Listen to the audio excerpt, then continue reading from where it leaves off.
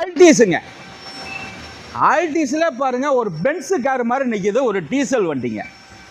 2013 112 ஓடி இருக்கு. குவாலிட்டியான வண்டிங்க. வண்டியே பாருங்கள் தெளிவான வண்டி, ஆப்ஷன் உள்ள வண்டி. ஒரு டொயட்டாண்டா ஒரு மரியாதை இருக்கும். அதில் இது ஆல்டிஸு டீசல் வண்டி. வண்டியை பாருங்கள் 4 டயர் இல்லை 5 டயர் புது டயரு, அலாய் வீல்லாம் இந்த போட்டிருக்காங்க. பயங்கரமாக வண்டி வச்சுருக்காங்க.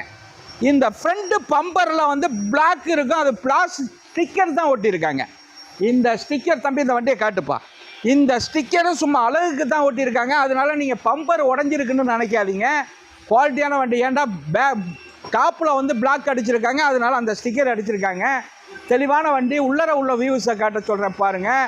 வண்டி வந்து ஒரு மேனுவல் காரில் இந்த குவாலிட்டியெல்லாம் பார்க்க முடியாது. சீட்டு முதற்கொண்டு அடிச்சிருக்காங்க. ஏசி பக்கா, எந்த ரீப்ளேஸ்மெண்ட்டும் ஆகாத வண்டிங்க.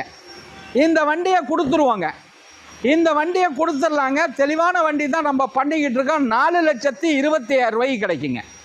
4,27,000 கிடைக்கும். ஒரு 2013 மாடலு வண்டி. குவாலிட்டி இதில் பெரிய வித்தியாசத்தில் பண்ண முடியாது. ஒரு டீசல் கார். வணக்கம், உங்கள் எம்ஜிஆர் கரம்பக்குடி.